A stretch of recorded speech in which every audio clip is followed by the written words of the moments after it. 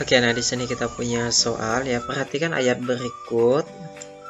Wa minhum man yaqulu rabbana atina fid dunya hasanah wa fil akhirati hasanah wa qina azabannar. Oke.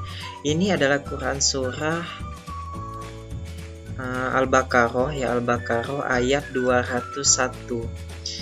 Nah, ini artinya wa minhum ya, wa itu kan artinya dan ya. Minha diantara hum mereka, dan diantara mereka man yang yaqulu berdoa ya, yang ada yang berdoa Robbana atina, ya Tuhan kami berikanlah kepada kami, fi ini artinya di dunia hasanah ini baik ya, jadi kebaikan di dunia, wa dan di ya, ini akhirat, ini hasanah, jadi kebaikan di akhirat, dan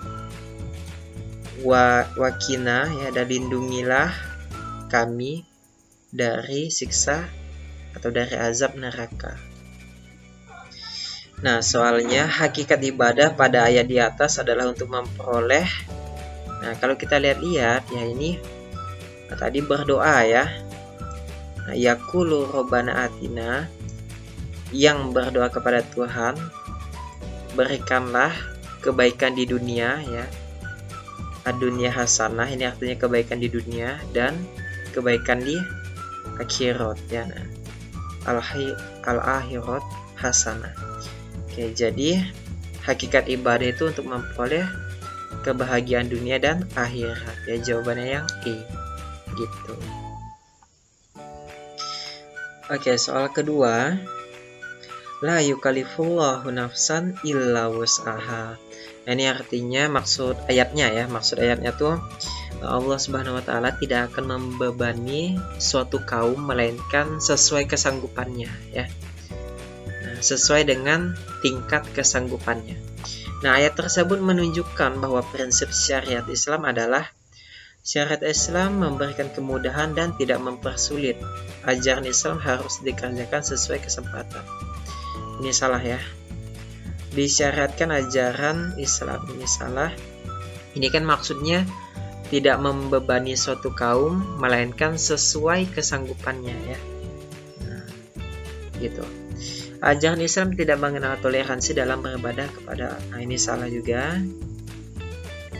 Oke, ini udah pasti salah ya. Jadi jawabannya yang A. Syariat Islam memberikan kemudahan, ini betul, dan tidak mempersulit.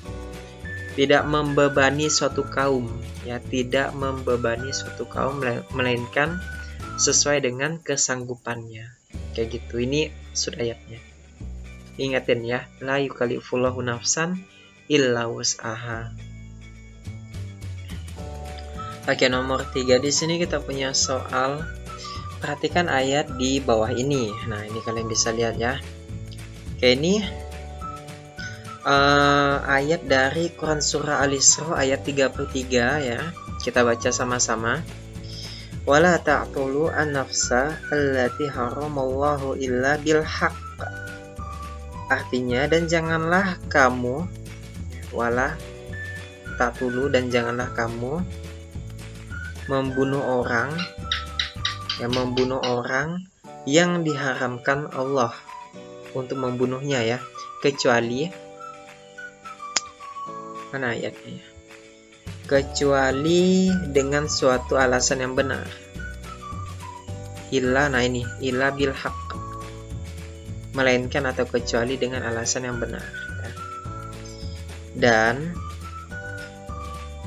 ini waman kutila mazalu ya, dan seterusnya ya sampai sini. Dan barang siapa dibunuh secara zalim, maka sungguh kami telah memberi kekuasaan kepada walinya, tetapi janganlah walinya itu melampaui batas dalam pembunuhan. Sesungguhnya dia adalah orang yang mendapat pertolongan gitu. Oke, jadi ayat di atas menunjukkan salah satu tujuan syariah, yaitu nah ini ayatnya tentang nyawa ya, atau jiwa. Nah, ini memelihara jiwa ya.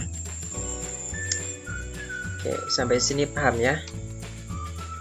Nah, sekali lagi saya sebutin ya.